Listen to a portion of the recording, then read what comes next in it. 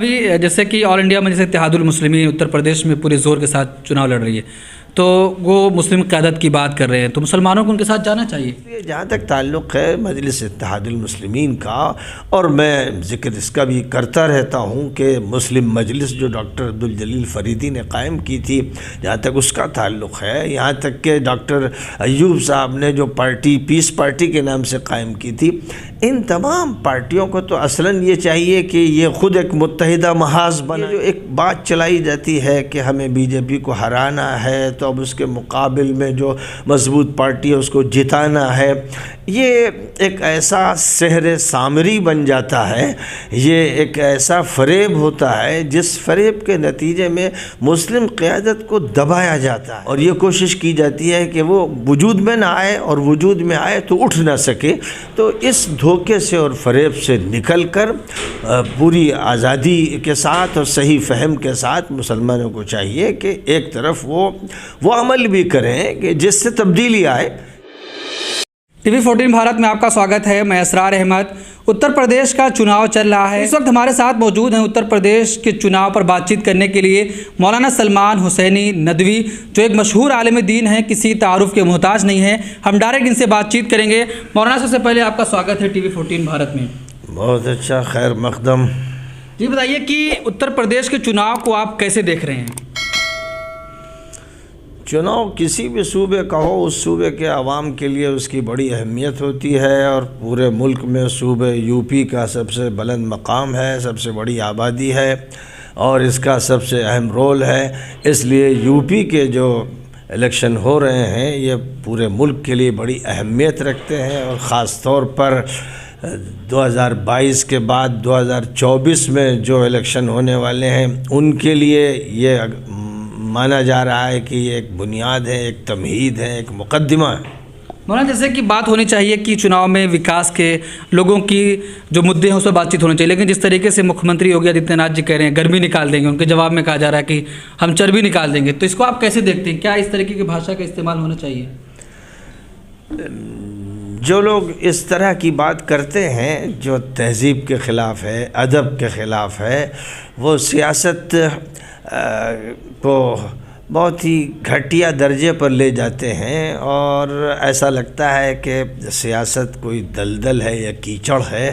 جس میں بہت سے لوگ الجھ کے رہ گئے ہیں۔ تو یہ وہ زبان ہے جس سے سیاست ناپاک ہو جاتی ہے، اور اس کا نتیجہ پھر یہ ہوتا ہے کہ عوام کا ذہن بھی خراب ہوتا ہے، زبان ان کی خراب ہو جاتی ہے، ان کی تہذیب متاثر ہو جاتی ہے۔ اس لیے اس زبان کا تو استعمال ہونا ہی نہیں چاہیے، اور میڈیا میں جو مہذب لوگ ہوں ان کو چاہیے کہ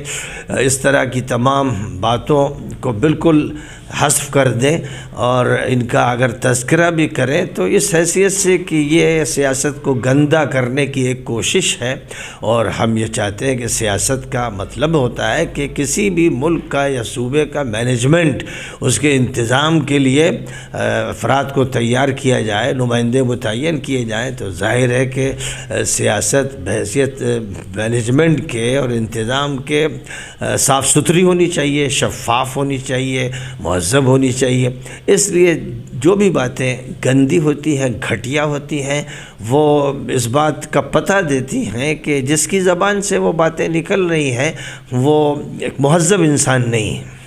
مولانا جس طریقے سے ابھی اتر پردیش کا چناؤ چل رہا ہے، مسلمان بڑی سنکھیا میں یو پی میں رہتا ہے، تو اس کو تمام سیکولر پارٹیاں بھلا دی ہیں، حاشیے پہ کھڑا کر دی ہیں، تو آپ کو کیا لگتا ہے کہ مسلمان کو کس اور جانا چاہیے اس وقت؟ مسلمان ایک امت کی نمائندگی کرتے ہیں، مسلمان کوئی ریوڑ نہیں ہے، کوئی بھیڑ نہیں ہے، ایسا نہیں ہے کہ کوئی بھی اس کو ہکا لے جائے۔ ہونا یہ چاہیے کہ مسلمان خود مضبوطی کے ساتھ اپنی بنیاد کو قائم کریں، اور اپنے مضبوط قسم کے پلیٹ فارم پر کھڑے رہیں۔ ان کو یہ احساس ہونا چاہیے کہ وہ اس دنیا کی امتوں اور قوموں میں سب سے زیادہ اہم اور افضل امت ہیں، اور ان کو آج سے 1450 سال پہلے یہ کام سونپا گیا تھا کہ وہ پوری دنیا میں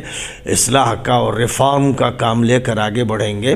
اور انسانیت کو سدھارنے کی کوشش کریں گے، اور جتنے لوگ بھی دنیا کے کسی بھی خطے میں مظلوم ہیں ان کو ظلم سے آزاد کرائیں گے اور ظالموں کے پنجے توڑ دیں گے، ان کا پہلے ہاتھ پکڑیں گے، اور اگر وہ باز آتے ہیں ظلم سے فبہا، ورنہ ظالموں کو رہنے نہیں دیں گے۔ یہ مشن تھا امت اسلامیہ کا۔ اب یہ مشن یاد رہنا چاہیے، چاہے کسی بھی ملک میں مسلمان ہوں، اور اکثریت اور اقلیت کی تقسیم جہاں کی جاتی ہو اور مسلمانوں کو یہ کہا جاتا ہو کہ وہ اقلیت میں ہے، اس سے کوئی فرق نہیں پڑتا، کیونکہ مشن جو ہے وہ یہ نہیں دیکھتا کہ تعداد کتنی ہے، سر کتنے ہیں، وہ تو یہ دیکھتا ہے کہ جو بات ایک شخص لے کے کھڑا ہوتا ہے، وقت کا کوئی ایک پیغمبر لے کے کھڑا ہوتا ہے، پھر افراد جڑتے چلے جاتے ہیں۔ تو آج بھی جو امت کی ذمہ داری ہے، وہ ذمہ داری یہ ہے کہ وہ صحیح بات لوگوں کے سامنے پیش کرے، صحیح پیغام دے اور پوری انسانیت کو اپنے پیش نظر رکھے۔ مسلمان کا جہاں تک تعلق ہے، وہ صرف ان کی بات نہیں کرتا جو مسلم قومیت کے ساتھ وابستہ ہیں، بلکہ اس کی بات انسانیت کے لیے ہوتی ہے، مانوتا کے لیے ہوتی ہے، مینکائنڈ کے لیے ہوتی ہے، اور وہ بھی اس نقطہ نظر سے کہ جو جتنے زیادہ توجہ کے مستحق ہیں، غریب ہیں، مفلوک الحال ہیں، بیوائیں ہیں، یتیم بچے ہیں اور مظلوم انسان ہیں، ان کے مسائل کیسے حل کیے جائیں، یہ مسلمانوں کا کام۔ اس لیے سیکولر پارٹیاں یوں کر رہی ہیں، وہ کر رہی ہیں، یہ وہ لوگ باتیں کرتے ہیں جو بڑے کچے ہیں، طفل مکتب ہیں، جن کا شعور صحیح نہیں ہے، جو دوسروں کے سہارے جینا چاہتے ہیں اور جیتے رہے، عادی ہو گئے اسی کے، تو بس انہی کے منتظر رہتے ہیں۔ یہ لوگ وہ ہیں جن کا نہ شعور پختہ ہے، جن کا نہ ضمیر زندہ ہے، جن کا امت مسلمہ سے صحیح معنی میں تعلق نہیں ہے۔ مولانا، ابھی جیسے کہ آل انڈیا مجلس اتحاد المسلمین اتر پردیش میں پورے زور کے ساتھ چناؤ لڑ رہی ہے، تو وہ مسلم قیادت کی بات کر رہے ہیں، تو مسلمانوں کو ان کے ساتھ جانا چاہیے؟ اس میں کوئی شک و شبہ نہیں ہے کہ اگر کوئی مسلم قائد ہے، سیاسی میدان میں وہ قیادت کر رہا ہے اور وہ یہ چاہتا ہے کہ اس قیادت کا شعور ہر صوبے کے مسلمانوں میں پیدا ہو، یعنی جو ان کا کام ہے اس کو یاد دلایا جا رہا ہے۔ اب اگر اس کو ہم یاد کرتے ہیں اپنی عبادات کی زندگی میں، معاشرت کی زندگی میں اور اخلاقیات کی زندگی میں، اور فراموش کر دیتے ہیں سیاست میں اور حکومت میں اور نظم و انتظام میں، تو اس کا مطلب یہ ہے کہ ہم آدھا تیتر آدھا بٹیر کرتے ہیں اور اسلام کے ہم حصے بکھرے کرتے ہیں۔ اسلام ایک مکمل نظام ہے زندگی کا، جس میں سیاست کی بڑی اہمیت ہے، اس لیے سیاسی قیادت بھی اسلامی ہونی چاہیے، ایک ایسی قیادت ہونی چاہیے کہ جو مؤمنانہ قیادت ہو اور موحدانہ قیادت ہو، اور پھر وہ پوری انسانیت کی بات کرے۔ اس لیے جہاں تک تعلق ہے مجلس اتحاد المسلمین کا، اور میں ذکر اس کا بھی کرتا رہتا ہوں کہ مسلم مجلس جو ڈاکٹر عبدالجلیل فریدی نے قائم کی تھی، جہاں تک اس کا تعلق ہے، یہاں تک کہ ڈاکٹر ایوب صاحب نے جو پارٹی پیس پارٹی کے نام سے قائم کی تھی، ان تمام پارٹیوں کو تو اصلاً یہ چاہیے کہ یہ خود ایک متحدہ محاذ بنائیں، چاہیے تھا، اس کے لیے ہم لوگ آواز لگاتے رہے، کوشش کرتے رہے، لیکن بہرحال جو بھی صورتحال ہے، جہاں جہاں پر بھی یہ پارٹیاں موجود ہیں اور اپنے نمائندے کھڑے کر رہی ہیں، تو مسلمانوں کی ذمہ داری ہے کہ پہلے ان کو کامیاب بنائیں، اور سب سے زیادہ اس وقت جو قوت کے ساتھ اور سیاست کے صحیح تصورات کو پیش کرتے ہوئے جو پارٹی الیکشن لڑ رہی ہے وہ MIM ہے، اور اس کی طرف سے جو نمائندگی ہوتی ہے مسلم ایشوز کی بھی، اور مسلمانوں کے علاوہ جو دیگر طبقات ہیں، دلت کے اور SC اور ST OBC کے، ان کے بارے میں بھی جو مضبوط نمائندگی ہوتی ہے وہ MIM کے ذریعے ہوتی ہے۔ اس لیے مسلمانوں کو چاہیے کہ وہ زیادہ سے زیادہ اس کے ممبران کو بھی کامیاب کریں، اس سلسلے میں وہ کوتاہی نہ کریں۔ اور یہ جو ایک بات چلائی جاتی ہے کہ ہمیں BJP کو ہرانا ہے، تو اب اس کے مقابل میں جو مضبوط پارٹی ہے اس کو جتانا کرنا ہے، یہ ایک ایسا سحر سامری بن جاتا ہے، یہ ایک ایسا فریب ہوتا ہے جس فریب کے نتیجے میں مسلم قیادت کو دبایا جاتا ہے اور یہ کوشش کی جاتی ہے کہ وہ وجود میں نہ آئے، اور وجود میں آئے تو اٹھ نہ سکے۔ تو اس دھوکے سے اور فریب سے نکل کر پوری آزادی کے ساتھ اور صحیح فہم کے ساتھ مسلمانوں کو چاہیے کہ ایک طرف وہ عمل بھی کریں کہ جس سے تبدیلی آئے، یعنی کسی بھی بڑی پارٹی کا انتخاب اس بنیاد پر کریں کہ ہم زیادہ سے زیادہ اس کے ممبران کو آگے بڑھائیں گے اور اس کو یہ موقع دیں گے کہ وہ حریف کو شکست دے سکے، لیکن اسی کے ساتھ ساتھ ہم کو اصل توجہ اس پر مبذول کرنی ہے کہ اگر ہماری اپنی کوئی پارٹی ہے اور ہمارے جس کے ذریعے ہمارے نمائندے اسمبلی میں جا سکتے ہیں تو اس کو ترجیح حاصل ہے، اس کو اولیت حاصل ہے، ہمیں اس کے نمائندوں کو ضرور جتانا چاہیے، کامیاب کرنا چاہیے۔ یہ ہمارا صحیح سوچ ہے۔ صرف یک طرفہ قسم کی بات کرنا اور بس ایک مغلوب الفکر بن کے رہنا یا دوسروں کے سارے جینا اور اسی کی تلقین کرنا، یہ غلط نظریہ ہے، غلط عمل ہے اور اس کے غلط نتائج نکل چکے ہیں۔ اب کوشش کرنا چاہیے کہ مستقبل میں غلطیاں نہ دہرائی جائیں۔ مولانا لیکن ان پر آروپ لگ جاتا ہے کہ جو بھی مسلم پارٹیاں اٹھتی ہیں کہتے ہیں کہ بی جے پی کی ٹیم بی ٹیم ہے، تو کیا آپ کو لگتا ہے کہ مجلس بی جے پی کی بی ٹیم کے لیے کام کر رہی ہے؟ دیکھیے، یہ جو الزامات کا جہاں تک تعلق ہے،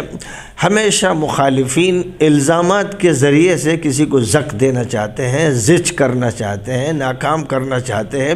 اس لیے کام کرنے والا کبھی الزام کی فکر نہیں کرتا اور نہ الزام کے دباؤ میں آتا ہے۔ اس کو چاہیے کہ جو بھی الزام لگایا جا رہا ہے وہ اس کو پائے حقارت سے ٹھکرا دے اور یہ کہے کہ صاحب تم جو چاہو بولتے رہو، ہمارا ایک مشن ہے، ہمارا ایک کام ہے، ہم چاہتے ہیں کہ مسلم قیادت، سیاسی قیادت وجود میں آئے، مضبوط ہو اور دھیرے دھیرے وہ متبادل بنے،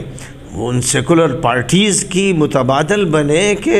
جنہوں نے ہمیشہ دھوکہ دیا اور جن کے بلوں سے مسلمان ڈسے جاتے رہے اور بار بار ڈسے گئے، لیکن ان کو ایسا کر دیا گیا ہے کہ وہ بیچارے مجبور سے رہتے ہیں، بے سہارا رہتے ہیں، جیسے کسی کی ٹانگیں توڑ دی جائیں اور اس کے بعد اس کو ایک واکر دے دیا جائے کہ بھائی اس واکر سے آپ چلیے۔ تو اب وہ احسان مانے اس کا کہ جس نے پہلے ٹانگ توڑی پھر واکر دے دیا، تو اب اس واکر کے سہارے وہ چل رہا ہے۔ یہی صورتحال سیکولر پارٹیز کی ہے، کانگریس سے لے کر سپا تک سب اس میں ملوث ہے کہ انہوں نے مسلمانوں کو بے حیثیت کیا ہے، ان کو محروم کیا ہے، ان کے حقوق مارے ہیں، ان کے کاندھوں پر چڑھ کر اپنے کام کیے ہیں اور اس کے بعد وہ واکر تھما دیتے ہیں۔ تو اب بڈھوں کی طرح جوان بھی بڈھے بن جاتے ہیں اور بڈھے مرنے کے قریب پہنچتے ہیں اور وہ واکر لے کے چلنے لگتے ہیں، اسی پر خوش ہو جاتے ہیں کہ ہمیں واکر دے دیا گیا۔ بس یہ ہے وہ